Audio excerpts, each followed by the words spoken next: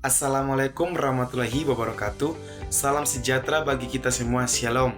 Halo teman-teman. Di video saya kali ini, saya akan menjelaskan dua materi dalam video saya. Yang pertama, materi tentang anatomi fisiologi muskuloskeletal, dan yang kedua, anatomi fisiologi intergumen. Kita akan bahas satu persatu. Baik teman-teman, kita akan masuk ke materi yang pertama, yaitu anatomi fisiologi muskuloskeletal. Teman-teman, perlu kita ketahui dulu bahwa anatomi fisiologi muskuloskeletal merupakan ilmu yang mempelajari tentang struktur anatomi, fungsi fisiologi sistem muskuloskeletal yang terdiri dari sistem tulang, sendi, otot rangka, ligamen, tendon, dan yang terakhir jaringan penunjang. Baik teman-teman, kita akan bahas satu persatu dari sistem anatomi fisiologi muskuloskeletal dan fungsinya masing-masing. Baik teman-teman, kita akan masuk pada sistem yang pertama, yaitu tulang. Tulang merupakan jaringan yang paling keras di antara jaringan ikat lainnya yang terdiri dari atas hampir 50% air bagian padat, selebihnya terdiri dari bahan mineral, terutama kalsium kurang lebih 67% dan bahan seluler 33%. Baik teman-teman, untuk fungsi daripada tulang, saya menyingkatnya menjadi PPGDASI, yaitu pelindung, penopang, gerak, darah, dan simpan mineral. Baik teman-teman, kita masuk pada sistem yang kedua, yaitu sendi. Sendi merupakan engsel alami tubuh yang memungkinkan koneksi tubuh, pergerakan, penahanan bebas, dan stabilitas agar aktivitas sehari-hari dapat berlangsung dengan baik. Fungsi daripada sendi yaitu yang pertama, menghubungkan tulang, yang kedua, memungkinkan gerakan, yang ketiga, menyerap dan menyalurkan beban, yang keempat, menjaga kestabilan postur. Baik teman-teman, kita masuk pada sistem yang ketiga, yaitu otot rangka. Otot rangka merupakan jaringan otot yang menempel pada tulang dan bekerja secara sadar atau volunteer. Perannya sangat penting untuk menghasilkan gerakan tubuh, menjaga postur, membantu proses pernafasan, melindungi organ dalam, dan menghasilkan panas untuk mempertahankan suhu tubuh. Fungsi daripada otot rangka yaitu yang pertama, menggerakkan tubuh, yang kedua, menjaga postur dan keseimbangan, yang ketiga, mendukung pernafasan, yang keempat, menghasilkan panas atau termogenesis, dan yang kelima, melindungi organ dan jaringan. Baik, kita akan masuk ke sistem yang keempat, yaitu tendon. Tendon merupakan tali penghubung antara otot dan tulang yang memungkinkan gerakan, penjaga kestabilan sendi, serta mendukung efisien dan keamanan aktivitas tubuh. Tendon berfungsi untuk yang pertama, meneruskan gaya kontraksi otot ke tulang, yang kedua, menjaga stabilitas sendi, yang ketiga, menyimpan dan melepaskan energi elastis, yang keempat, melindungi otot dari cedera. Yang kelima, sistem ligamen. Ligamen merupakan sabuk pengikat yang menghubungkan tulang ke tulang, fungsi untuk menstabilkan sendi, membatasi gerakan berlebihan, dan melindungi struktur di sekitarnya, sehingga pergerakan tubuh tetap aman dan terkontrol.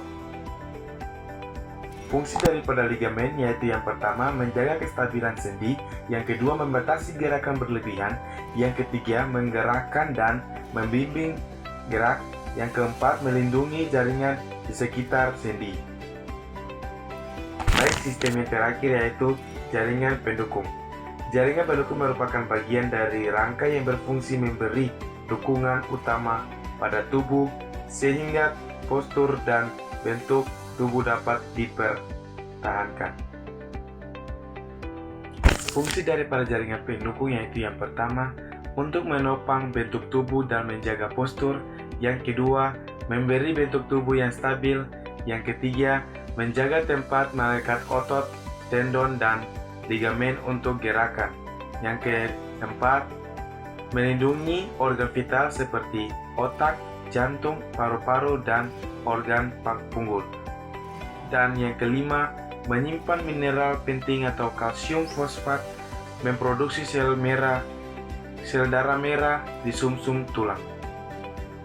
Baik teman-teman, mungkin itu saja yang dapat saya berikan dalam materi anatomi fisiologi muskuloskeletal, dan dapat saya simpulkan bahwa sistem anatomi fisiologi muskuloskeletal merupakan sistem tubuh yang terdiri dari otot atau muskulo dan tulang-tulang yang mendapat rangka atau skelet. Otot adalah jaringan tubuh yang meliputi kemampuan mengubah energi kimia menjadi energi mekanik atau gerak. Sedangkan rangka adalah bagian tubuh yang telah berdiri dari tulang-tulang yang memungkinkan tubuh mempertahankan bentuk, sikap, dan posisi.